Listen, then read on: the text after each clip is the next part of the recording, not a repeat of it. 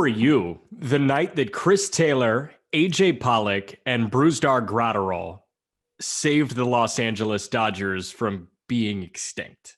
Extinct. And combined for 5 home runs. All three.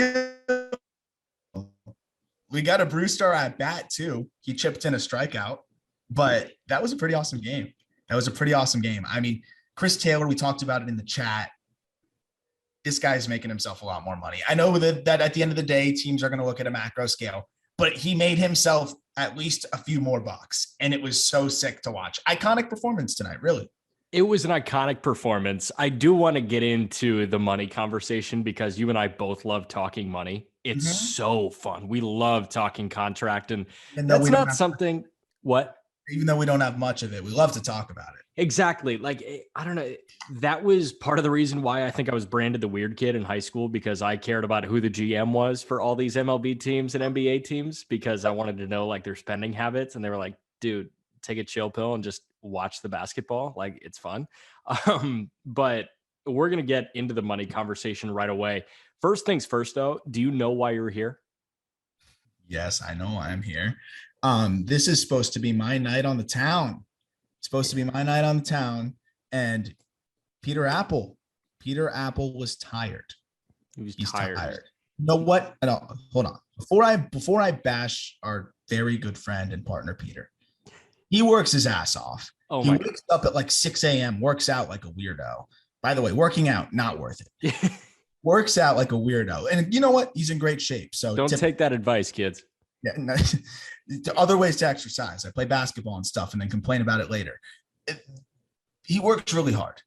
But I've never seen a man hit a wall at like 9 p.m. like Peter Apple does. It's unbelievable. And he loves the West Coast games, but for him, it's like work to stay up to the West Coast game. So I got a text from Peter, and first I got 2 calls, and I'm like, Peter's calling me twice.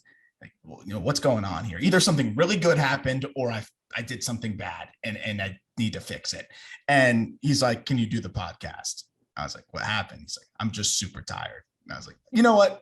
Absolutely. I'm in. He made sure my buddy was cool with it, but I want to see what your takeaway was on Sleepy Peter. It was funny. He called me twice at 7:49 Central.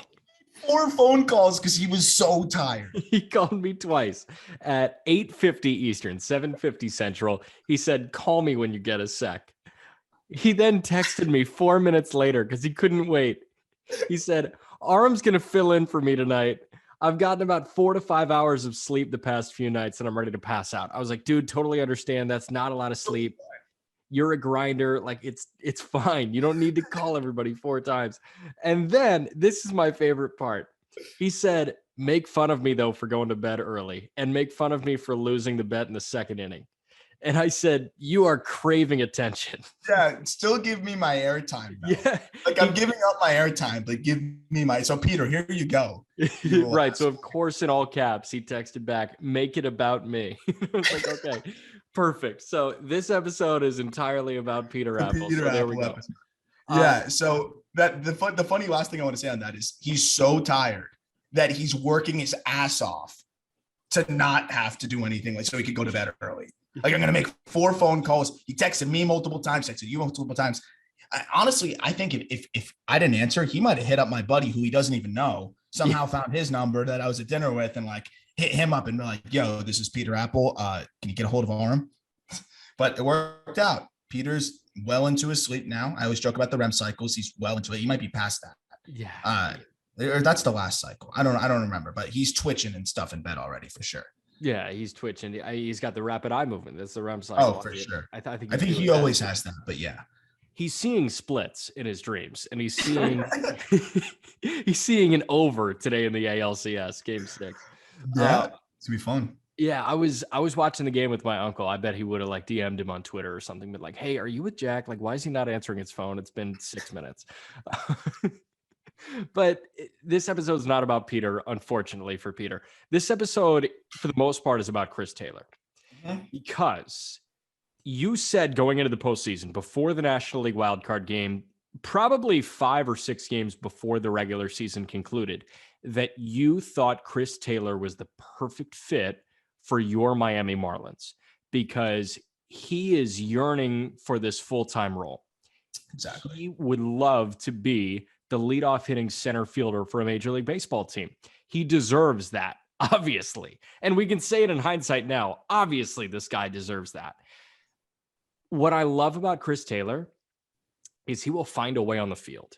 I was sitting there with my uncle after his third bomb, and he fired off a tweet, and he said, unrestricted free agent, massive clutch performer, big game performer. Problem is, he can only play center field, shortstop, second base, third base, right field. Yeah, he's limited. I think this guy just made $40 million tonight. On top of what he's going to make. Yeah. That's the thing is, and somebody responded to one of my tweets kind of about that and was like, these GMs are smarter than you think. They are not buying into small samples. And I think there's merit to that. There of course is merit to that, right? If you come out of nowhere and you have a good postseason and you're 33, it's not going to be enough to carve out a multi-year deal for yourself. But I think when you look at what Chris Taylor has done in multiple clutch spots now throughout his career, also as a guy that had a great year in the abbreviated season last year, who had really good stretches until he hit a wall at the end. If it weren't for the slump at the end of the season, you're looking at a year where he's probably more in the 120 WRC plus range. He was an all-star. And I get people telling me he's a role player. That drives me nuts. Just because you're versatile and you're not locked into one position does not mean that you are a role player. 582 plate appearances in an all-star is a pretty prominent freaking role in my eyes. So that is stupid. And the one thing I also want to say about what you were talking about with being the guy is, why would somebody want to go from LA, the best organization in baseball right now, to the Marlins? And I think that's a valid question. It doesn't necessarily have to be the Marlins. There's other teams that would fulfill this itch. What I will say, though, is Miami's a good place for him. Also, not only does he get to be the every single day player, even though he basically was an everyday player, but he was always the one that had to move around to stay in the lineup. Like you said, with the Marlins, he's their best hitter. He's their best player. He's the guy with the posters all over the stadium. Really, he's going to be marketed as the all-star if the Marlins go get this guy. No state income tax. And you're in Miami. And you get to be the dude. You go from being an afterthought, because at the end of the day, when he's not coming up huge here, he's just another dude in a loaded lineup. Yep. Now you're the guy. And that says a lot about the team. They're probably still going to suck. But being the guy in Miami, pretty cool opportunity, I think. You and I both love Spot Track. That is the contract tabulating. It's almost like the checkbook for contracts, or it's the big Rolodex of what guys are making across all sports, Major League Baseball, NBA, NFL, every major contract you can see on Spot Track. What we like is the upcoming free agent class. You can see market value, what these guys are valued at on an average annual value basis, and also a predicted contract. So Spot Track has Chris Taylor at 4 years, $44 million.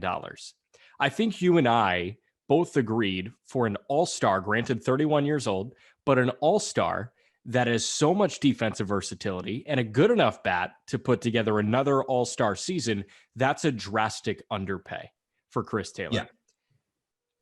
Before this game, I would have said 4 years, 50, 4 years, 55.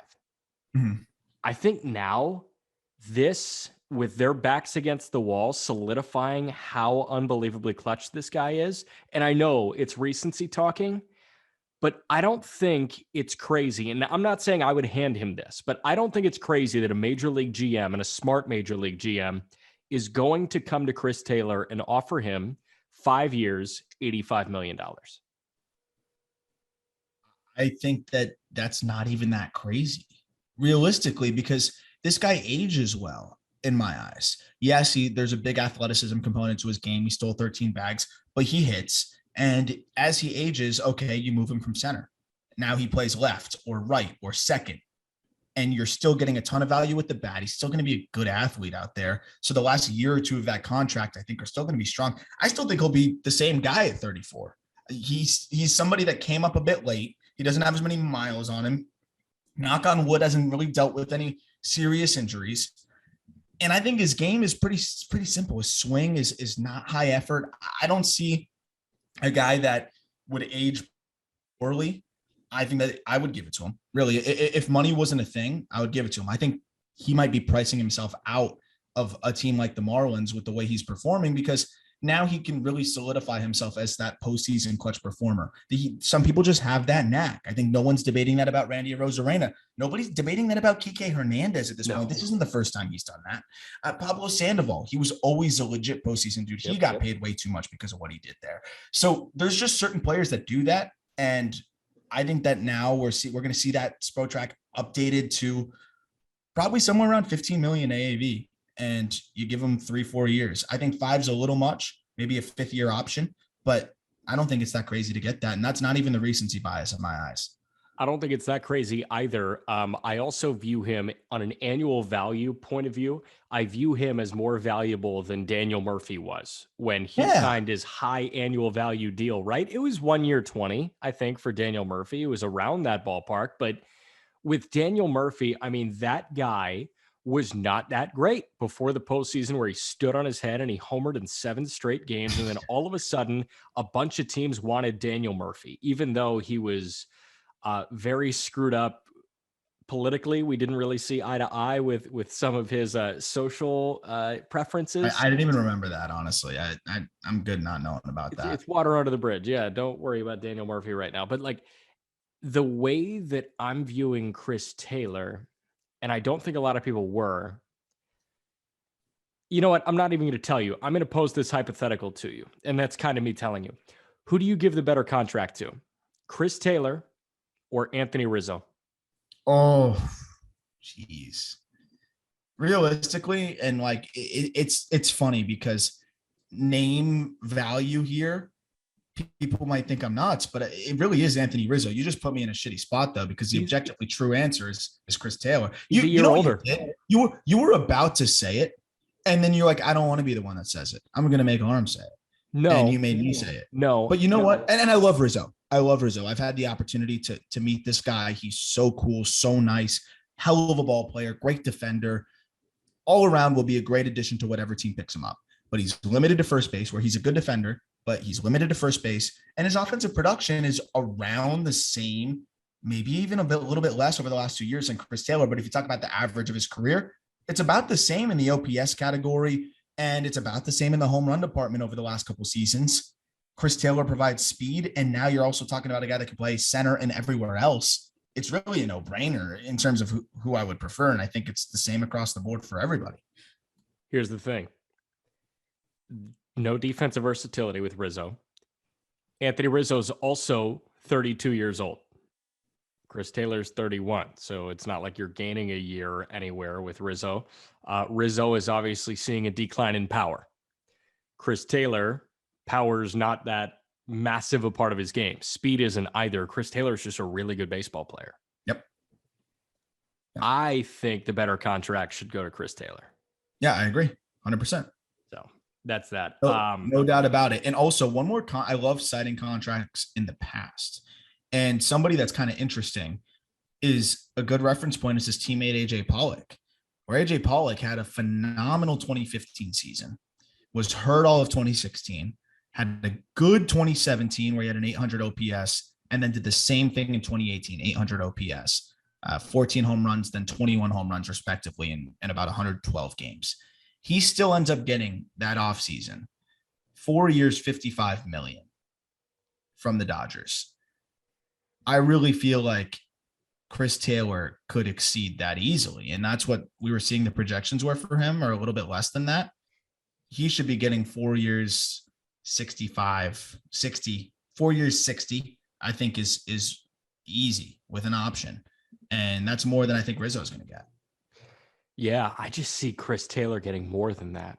You think you get more? Yeah. I mean, this was 2 years ago, 3 years ago almost. And I think Pollock was a lesser candidate there. So you could easily say 4 years, 70. That I think it could be between 470 and 480 with an option. That's pretty damn, or like heavily incentivized. That's probably what we'll see. And that's pretty freaking sweet. Good for him. And I hope he goes to a place where he gets to be like the man. Yeah, you know who just jumped to my mind? Ben Zobrist, Oh who God. signed. It looks like Ben Zobrist. I'm pulling it up right now. Ben Zobrist signed 4 years, 56 with the Cubs. Oh And I jeez. think that took him 33 through 37. Yeah, he might get 580. I 5 years, think it's 80 million. 580. It might be 580. Damn. Wow. Let's spend a moment on AJ Pollock because he just had a multi-homer day. Like these guys, here's my thing about the Dodgers. Here's my thing about the new look Yankees too. The Yankees, I talked about this with Peter, and he pushed back a little bit because of the big signing of DJ LeMahieu and their willingness to make the big signing.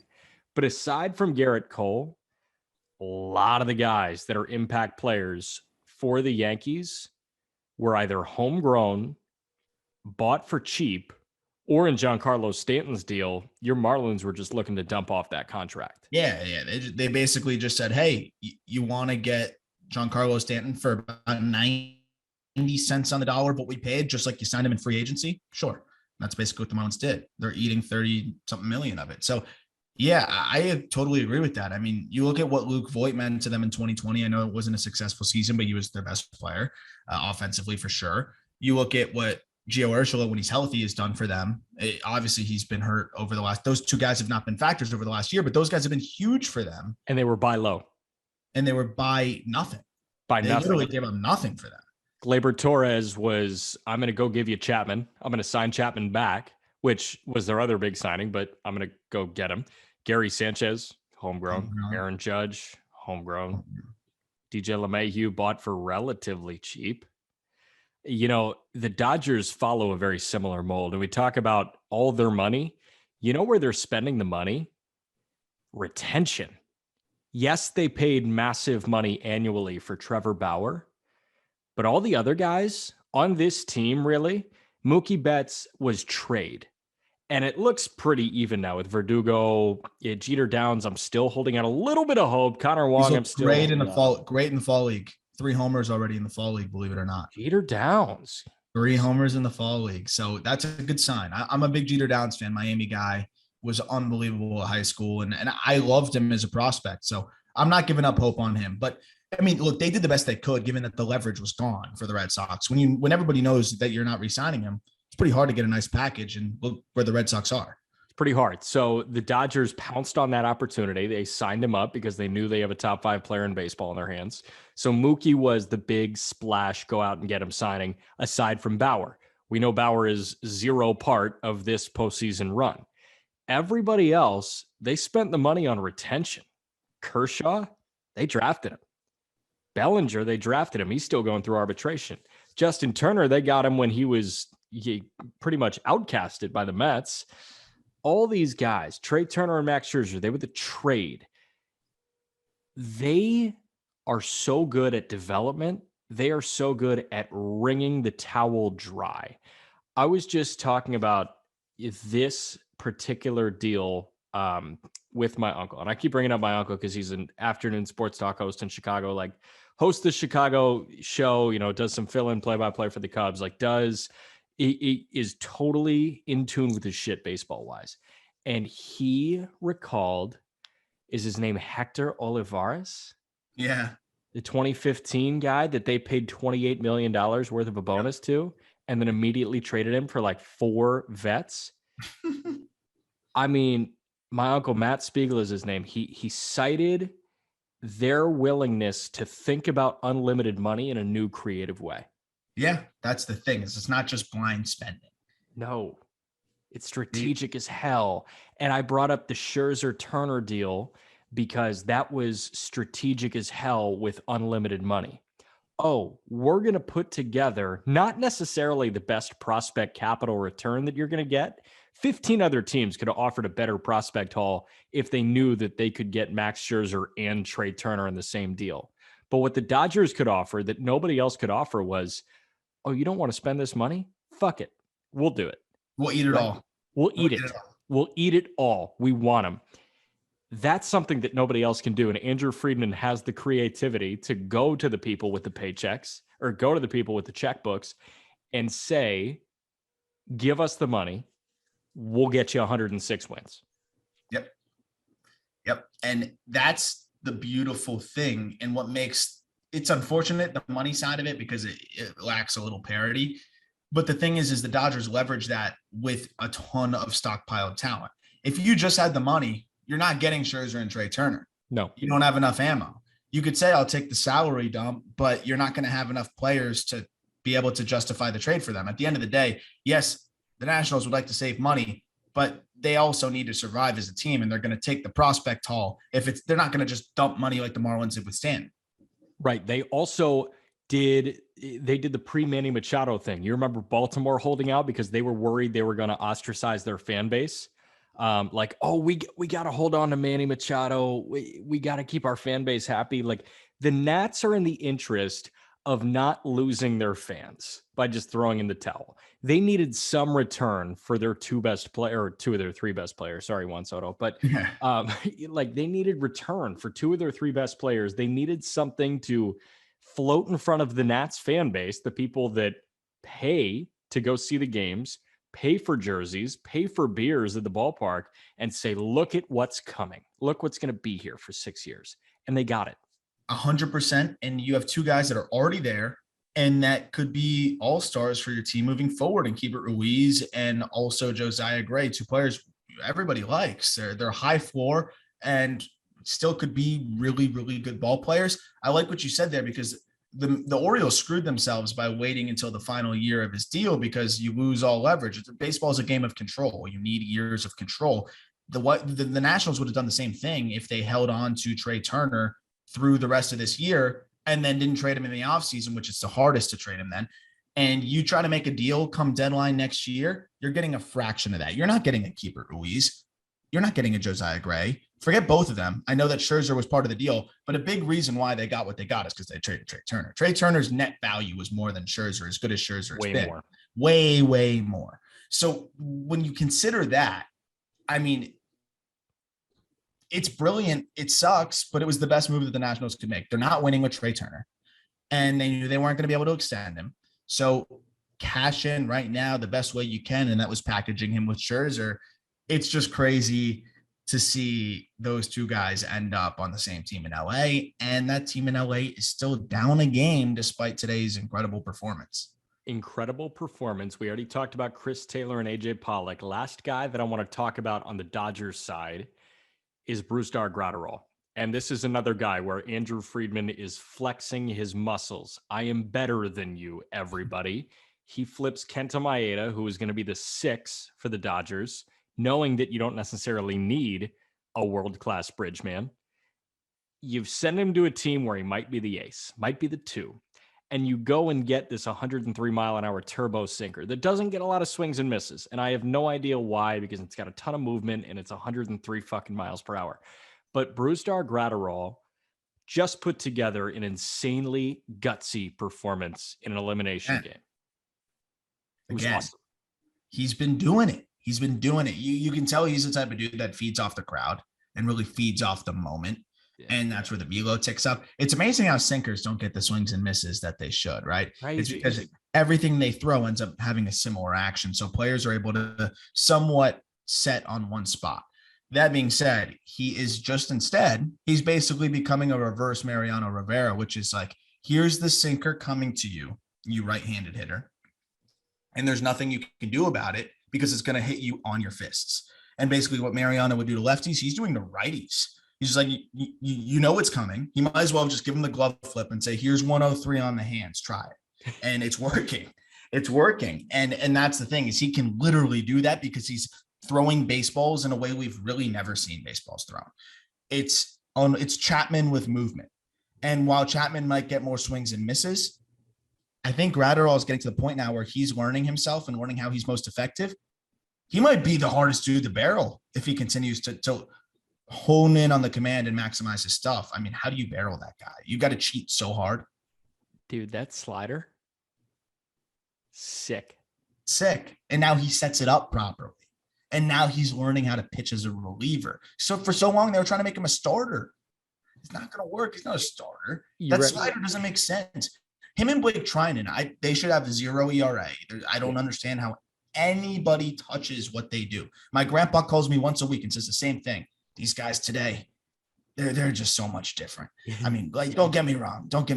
My guys were, Ted Williams, one of the best hitters I've ever seen. I think he could hit today, but forget about it. He's from the Bronx. And he watched all those guys play, and he's just like, this is just a different beast. It's just not even close. Number one, I love the rasp that you just gave your grandpa. That was good rasp in the voice. Number two, I've heard Peter say the same exact thing. His dad will call him and say, Derrick Henry is the best running back I've ever seen.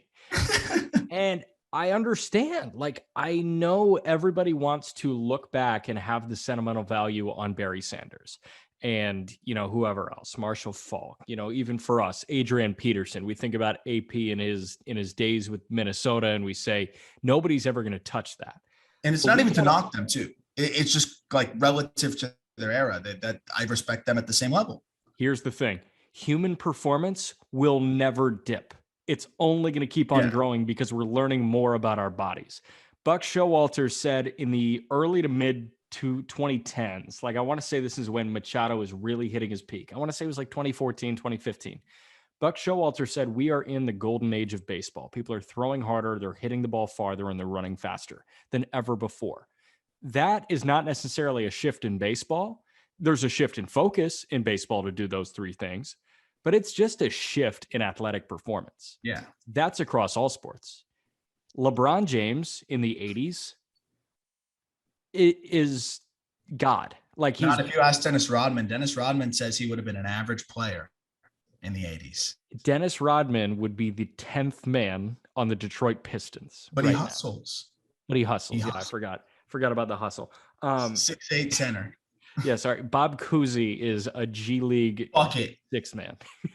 He's Jimmer Fredette. No, I don't even know what Cousy's game looked like, so I can't even pretend. It's just because human performance is better now. And Brusdar Graterol, there's going to be another that comes along. I don't know who it's going to be, but there's going to be another in 10 years. But Brusdar is the first to ever look like this. Yeah. Chapman was the first to ever look like that. And Brusdar said, I'm going to do that, but somehow look lower effort with my delivery and also tail it a shit ton. And we'll see if anybody can hit it. And people can hit it, they just can't hit it hard. A little bit of it is that low effort where I think at times he's a little bit easy to read out of the hand, and he gets away with it because the stuff's crazy. And that's where Chapman was different, because Chapman gave you that little chappy twist, and that ball was getting, whether he was throwing 96 always or 103, which is what he did more of is in the triple digits as he was young. 96 would have gone on you quick with the way that he hit that ball and got the crazy extension. And I think that's what made him different. And that's why people might be wondering, how are you saying that Graterol's stuff is more insane when his numbers don't touch what Chappie's were? Well, it's because Chapman was doing that and also creating a level of deception that you see from lefties who are finesse pitchers. He's got lefty finesse. Yeah. He's got like lefty finesse and deception, and then also 103. So as Graterol continues to develop that side of his thing, of his game and tunneling and all of the stupid little terminology that is actually really important to pitching, then he's going to be in that same conversation. Yeah, we can take a deep breath with this series. They get going again in Atlanta on Saturday. Just to wrap up the pod tonight, ALCS Game 6. Nathan Eovaldi, if I'm not mistaken. Yeah, Eovaldi and Luis Garcia going at it in Houston. Over. I don't know what it is yet. I'm presuming it's under 10. If it's under 10, I'm taking the over. If it's under 10, Luis Garcia, I think, is a very solid middle rotation pitcher in this game moving forward. He's not ready. His stuff has to be so perfect. Look at the batting average on his fastball. I don't have it in front of me. I know it's atrocious. It's atrocious. His secondary stuff is really good. He's got a deep bag of about 5 pitches, and he has to be perfect right now. I think he's got to find a way to make his fastball more effective. The secondary stuff, he has to backdoor guys. He has to locate it. It's just too hard for him right now as a rookie in this stage. he found ways to mix his stuff up and be really effective in the regular season, had a phenomenal year as a rookie. And I think he's going to continue to trend upwards. But right now he needs to figure out how to mask the fastball a bit better. And it's just not the right spot for him. Was I right about the fastball statistics? I'm looking at it right now. I'm on Pitcher List, and Kyle Horton wrote an article on August 3rd titled Luis Garcia might have a fastball issue. There you go. There you go. Opponents are hitting 293 on his fastball this year.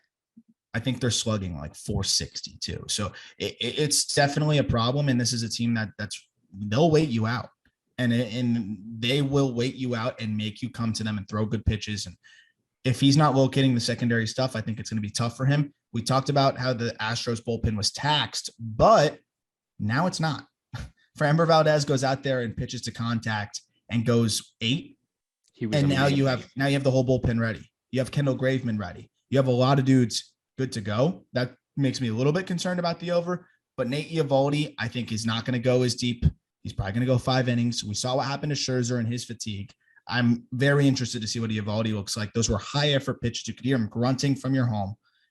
I could see this being short starts from both guys. And it goes back to these bullpens that are not great. You ready for Javier to get stretched out tonight, or is that tomorrow, Game 7? I think you got to save him for Game 7 because he might have to go 4. Yeah, we could have I think we're going to have a classic Game 7, which kind of gives you my prediction for Game 6. Yeah. And we're going to have a classic Game 7 where it's going to be back and forth, might even go to extras, and Javier is going to have to go 5 innings. Yeah. I'm not saying that you can bank on that as a manager, but I think that there's a level of, would you rather have Javier maybe go 2? Because I think that's all he's really good for in this one is 2.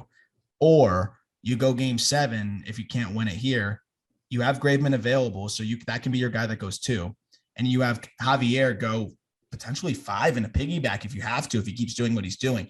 I would rather have that situation, especially now that Javier is available, Presley's available. You can go with your A bullpen team minus Javier and then stretch the hell out of Javier in Game 7. That's what I would do.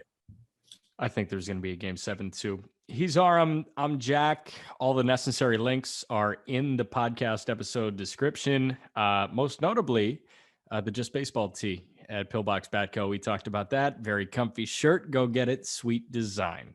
It's about to make it on my Instagram, by the way. I just made the switch to public. I don't know if I'm going to regret it. I didn't realize that it also instantly accepts all the follow requests. Yeah. So now I can't even follow everybody back. I don't know how to do it, whatever. But yeah, so I'm throwing up a picture in the Just Baseball tee. It's great. I might pull Will Cohen and not take it off for 3 days. Wow. But yeah, I'm Aram Layton. This was fun. Astros win Game 6. No, well, that means we're not seeing a Game 7.